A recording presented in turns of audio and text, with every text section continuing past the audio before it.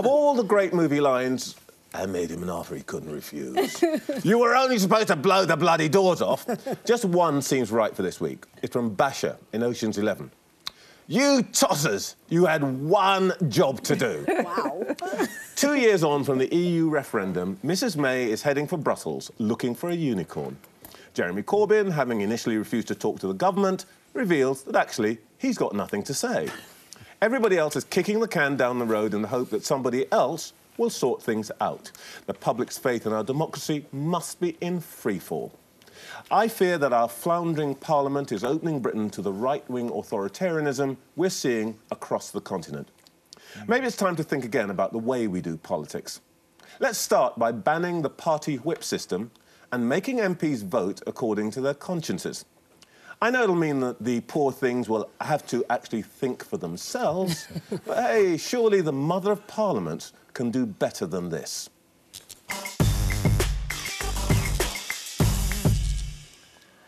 You know, it's interesting, Trevor, you're saying what a lot of people have said, what a lot of commentators have said, that Mrs May and the British government have been kicking the can down the road. I would argue that last week, or this week, the other night, they kicked the can firmly in the direction of Brussels. Jean-Claude Juncker, Guy Verhofstadt, Michel Barnier et al. And the reaction has been quite interesting in that understandably, they've said that there is no movement on the backstop, but we've heard promises from the European Union before. But if we come... So, I make that point. If we come to your central point, I think you're right, and I've said before, we look at the 650 people to whom we pay more than £77,000 a year. They lecture us about how we need more national unity. I think possibly they've sowed the seeds of division far greater than any other organisation I can think of. And I think your idea of taking away the party...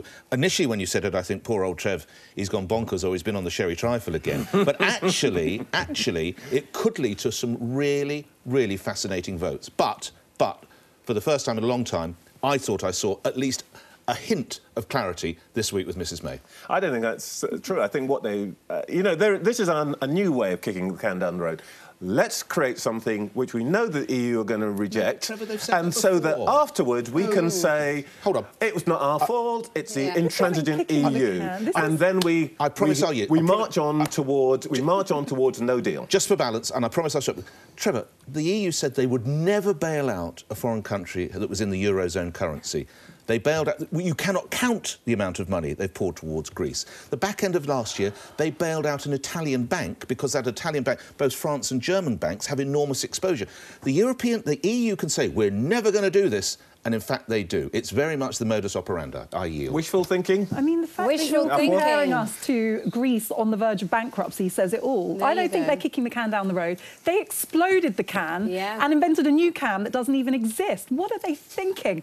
I was abroad this week, so I was watching this from a distance, so I get the updates at the end of the day, and it was like reading the script of a horror film. Yeah. I mean, I really feel that it's not that complicated. We need Parliament to actually come up with a solution grounded in reality. You can't conduct a negotiation by voting for something that is not on offer. It's just a negotiating tactic that doesn't exist for a reason, and that's all I have to say about it. But that's because they want two things, either no deal or to force Parliament to vote for her deal in the end. That's what this is about. So yeah, but you guys are... You guys are going straight into the same hole. Let's attack the Tories. My point here is that Parliament as an institution what else are we supposed to do? Well, you should ask... On that note, can we hear from a Tory? Parliament as an institution has failed to carry out the one thing that we asked them to do, which is to put your 650, whatever it is, heads together and come up with a pathway. What's happening now is that everybody is busy backpedaling and trying to find a hole that means that whatever comes out, nobody's going to blame them. They are not doing the job. No, I'd go further than that, Trevor. I'd say that some people are actually trying to give us Brexit without giving us Brexit. It's just going to remain under a different barrier. Do you know what I mean? They're not yielding. They're just completely bending over and taking it from the EU. Okay. We do not want that. We've heard from the wannabe Tory. Let's hear from a real Tory. The worst insult you've ever laid at my door. Sarah Wollaston on the matter, a Tory MP. I'm afraid it's gained support because I think there are some of my colleagues who are more concerned with the unity of the Conservative Party than what's in the best interests of the country. So, as far as I'm concerned, they might as well have been called a King Canute amendment, that we can all legislate to turn back the tide. But I'm afraid we're not going to see a change to the legal text of the withdrawal agreement. But that's a good example of sanctimonious nonsense. She still hasn't told us what should happen. Well, there were a number of amendments. She's telling us that everybody else is an idiot. There were a number of amendments. No, Sarah's in favour of a people's vote. She has told us what should happen. Yeah, but what's the people's vote about? Nobody's yet saying clarity. What are we voting? Remain, not remain, deal, no deal? What's very clear. The people's vote is about, do you want her deal or do you want us to keep with what we've got? That's what the people's vote is about. And on the subject of the deal, to underscore the point that you've made, Trevor, and to prove that I was paying attention in geography lessons, please bring on Alan and Freddie. Now, Alan and Freddie will disprove... They disprove the notion that you have to be glamorous to work in television. So we can lay that one to bed once and for all. I am now going to put crosses on the map of places that have rejected renegotiating the Brexit deal. In Belgium, EU Council President Donald Tusk, the backstop is part of the withdrawal agreement. It is not open for renegotiation. There we go.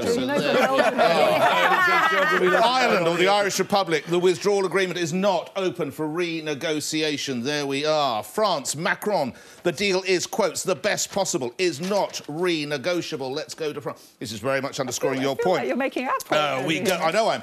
Germany, Manfred Weber, close ally of Angela Merkel. Everything is reopened. We talk again about Gibraltar, fisheries, policies, how much Britain must pay, a very stern attitude. This is... Do you think they did World War II like this? Which one's Dunkirk? Dunkirk. Austria, Sebastian Kurz, the president. We are not ready to renegotiate the exit agreement. That's Austria, which I think goes there. And lastly, the Netherlands, the Prime Minister, Mark Rutte. The present deal is the only deal on the table. Freddie and Alan, now known as Friedrich and Alain. Thank you very much indeed, gentlemen. Thank you. To underscore your point. Dankeschön. Fantasy. It's fantasy. But the point is, we have to have the courage to take a decision rather than simply saying everything that everybody wants is wrong. Because if we don't make a decision, and frankly, at the moment, the decision is only May's deal or something like it, or no deal. Or no deal. That's going to be our choice. What I resent about what our parliamentarians are doing is they are basically shirking it. And putting it back to the people is just the best way of shirking your duty. Can I bring in what Chuka had to say on this? Let's have a look at one of these MPs you're talking about.